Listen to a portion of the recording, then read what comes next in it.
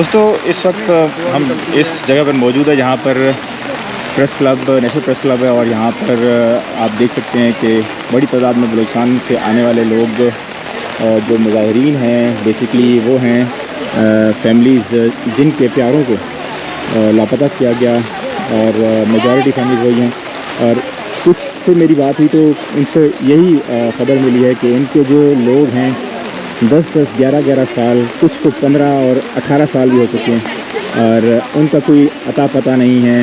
جو لوکل انتظامیہ ہے جب ان سے بات کی جاتی ہے، ان کا کہنا ہے تو وہ ان کو تسلیاں دے کے اٹھا کے واپس گھر بھیج دیتے ہیں، لیکن ابھی تک کوئی پرسان حال نہیں ہے ان کا۔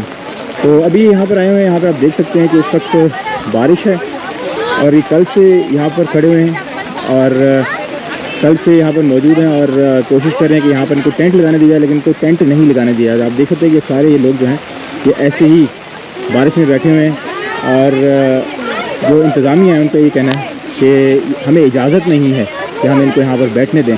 اب مسئلہ پیسفل پروٹیسٹ کا ہے، یہ لوگ سارے پیسفل ہیں، آپ دیکھ سکتے ہیں ان کے پاس کوئی ہتھیار اسلحہ وغیرہ کچھ نہیں ہے، لیکن پھر بھی ان کو جو پیسفل اسمبلی ہے وہ نہیں کرنے دی جا رہی، اور یہ رکھنے ڈالے جا رہے ہیں۔ تو اس وقت ہمارے ساتھ ہادی صاحب موجود ہیں، ہادی علی چٹھا صاحب، ان سے ہم بات کرتے ہیں اور ان سے پوچھتے ہیں کہ یہ کیا سلسلہ ہے اور کیا ابھی اب تک کی اپڈیٹ ہے۔ 2 دن سے سر بیٹھے ہوئے ہیں یہاں پر، تو کیا کہہ رہے ہیں آپ؟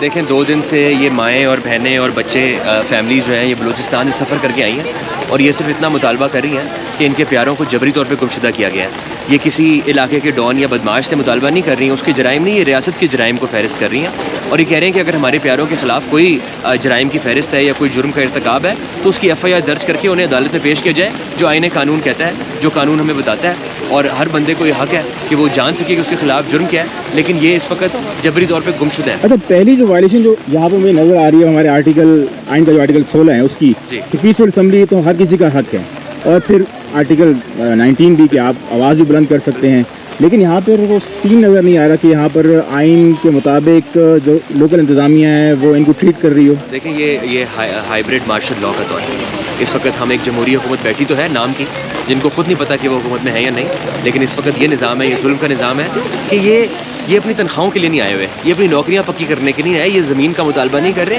صرف اپنے پیاروں کی بازیابی مانگ رہے ہیں۔ اس صورتحال کے بعد اگر ان کو ان کے سر پہ چھت نہ لگانی دی جائے کہ یہ بارش میں نہ بیٹھیں، اس وقت ریاست اتنی سی ضد پر مصر ہے کہ یہ خواتین اور بچے بارش میں بیٹھیں، ان کے اوپر چھت نہ ہو۔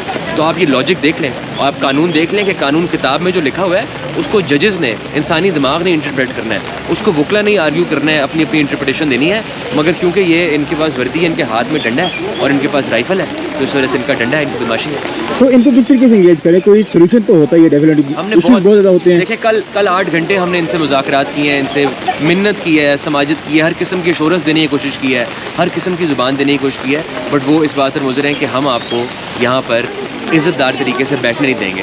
حالانکہ یہ کوئی ایسا احتجاج نہیں ہے کہ انہوں نے پتھراؤ کرنا ہے، یہ کوئی ایسا احتجاج نہیں ہے کہ سڑک پہ نکلیں گے، سڑک بلاک کریں گے۔ اس احتجاج سے کس اسلام آباد کے شہری کو یا ریاست کے کس ادارے کو تکلیف ہوگی یا نقصان پہنچے گا یا نیوسنس ہوگی، اس چیز کا کوئی جواب نہیں۔ اچھا، جب ہم احتجاج کی بات کرتے ہیں عادی، تو یہ مجھے بتائیے گا کہ یہ احتجاج پاکستان کے ہر شہری کو نہیں کرنے دیا جاتا یا سلیکٹیو ہے پاکستان کا قانون بھی؟ نہیں جی، سلیکٹیو ہے۔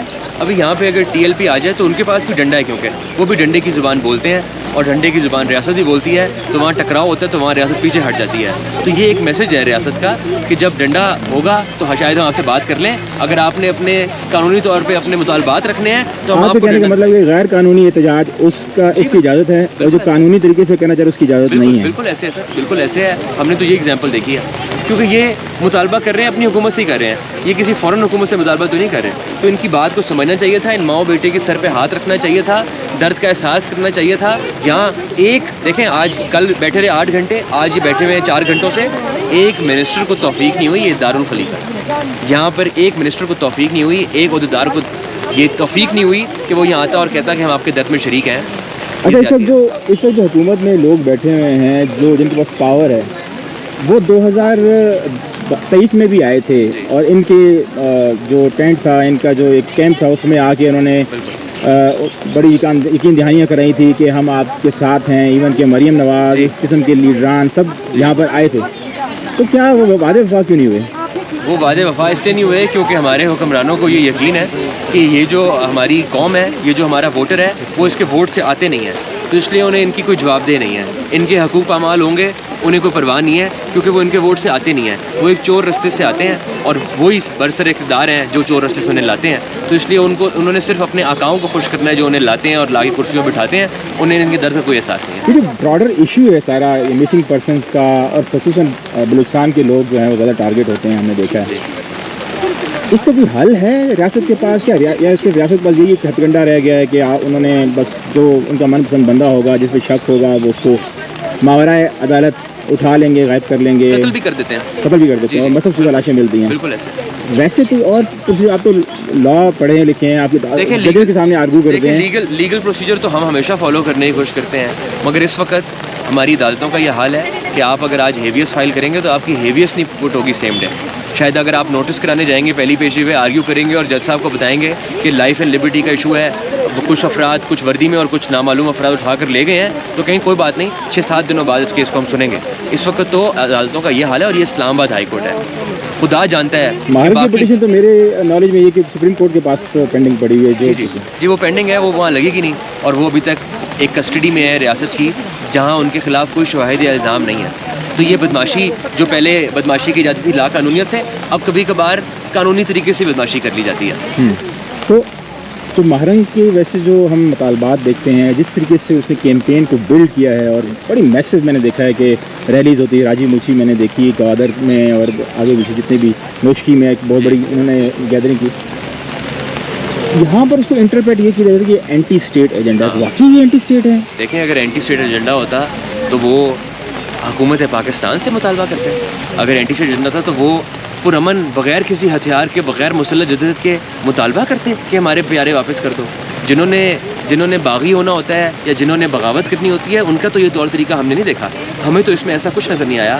میں ابھی جب یہاں آیا تو صبح اس وقت یہاں پہ 12-13 سال کی میکسیمم بچی ہوگی, اور وہ یہی کہہ رہی تھی کہ آپ نے مہرنگ کو اس لیے رکھا ہوا ہے جیل کے اندر کیونکہ ہماری درد کی بات کرتی ہے, ہمارے حقوق کی بات کرتی ہے. وہ عوامی لیڈر ہے, اس کو بلوچستان کی عوام کی ان ایکویویکل سپورٹ حاصل ہے. یہاں پر جب وہ آئی تو دسمبر کے مہینے میں اس پہ ٹھنڈا پانی پھینکا گیا, انہیں مارا گیا, بھر کے بیسوں میں بھرا گیا, اور ایسے ڈپورٹ کیا گیا واپس بلوچستان جیسے یہاں ویزا لگانا پڑتا ہے اسلام آباد آنے کا. لیکن جب واپس گئی تو پورے بلوچستان سڑکوں پر تھا, اس کو ویلکم کرا تھا. یہ لمحہ فکریہ ہے, اور یہ بہت تفتیشناک صورتحال ہے جہاں پر حکمرانوں کو ہوش کے ناخن لینے چاہیے. یہ ملک توڑنے کے مترادف ہے, اور جب اب میں ملک توڑنے کی بات کروں گا تو کہا جائے گا کہ یہ جو ہے نا دوسری اسٹیٹ کی طرف سے بات کر رہے ہیں. مگر بات یہ ہے کہ آپ کا رویہ, یہ عدالتوں کے دروازے کھٹکا چکے ہیں, یہ ہر طرف سے آ چکے ہیں, اب یہ احتجاج کر رہے ہیں, احتجاج میں ان کو نہیں ہو رہا, پھر چوتھا رستہ ہی کیا کریں؟ مجھے آپ بتائیں, ان کے پاس اور کیا رستہ ہے؟ کوئی رستہ نہیں ہے. اچھا, آپ نے کہا کہ یہ جو جس طریقے سے انٹرپریٹ کرتے ہیں, اور اس میں پھر آپ دیکھتے ہیں کہ یہ الزام لگتا ہے کہ یہ ملک توڑنے کے مترادف بات یہاں تک پہنچ جاتی ہے. لیکن یہ تو الٹا ہمیں بتایا جاتا ہے کہ یہ لوگ ملک توڑنے کے مترادف ہیں, کیونکہ یہ سپورٹ کرتے ہیں, یہ اوپنلی بھی کرتے ہیں اور اندر سے بھی کرتے ہیں سپورٹ ڈی ایل اے کو, بی ایل ایف کو. بالکل ایسا نہیں ہے, بالکل ایسا نہیں ہے.